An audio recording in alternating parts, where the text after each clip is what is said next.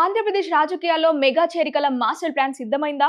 నియోజకవర్గాల పునర్విభజన లెక్కలతో కూటమి భాగస్వాములు క్లీన్ స్కెచ్ వేశారా? పవన్ కళ్యాణ్ వేసిన జాయినింగ్స్ కమిటీ వెనుక అసలు వ్యూహం ఏంటి? వైఎస్ఆర్సీపీని దెబ్బ కొట్టేందుకు చంద్రబాబు పవన్ కళ్యాణ్ ఎలాంటి ప్లాన్ అమలు చేస్తోంది? దీనిపై మా స్పెషల్ రిపోర్ట్. ఆంధ్రప్రదేశ్ రాజకీయాల్లో సరికొత్త సమీకరణాలు మొదలయ్యాయి.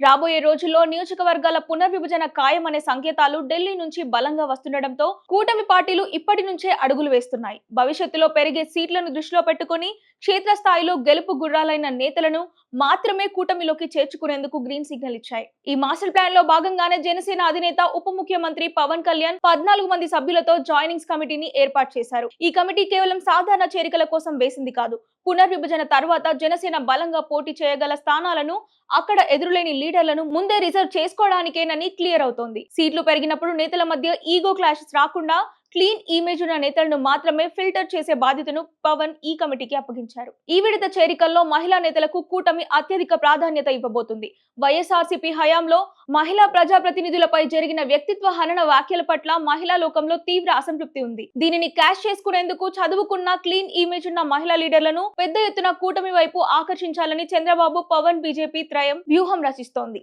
ఓవైపు సూపర్ 6 పథకాలతో మహిళల మనసు గెలుచుకుంటూనే మరోవైపు రాజకీయంగాను వారికి పెద్దపీట వేయడం ద్వారా వైసీపీని పూర్తిగా డిఫెన్స్ లో పడేయాలన్నదే కూటమి పక్కా స్కెచ్. మరి ఈ సరికొత్త ఈక్వేషన్స్ ఏపీ పాలిటిక్స్ ను ఎలా మలుపు తిప్పుతాయో చూడాలి.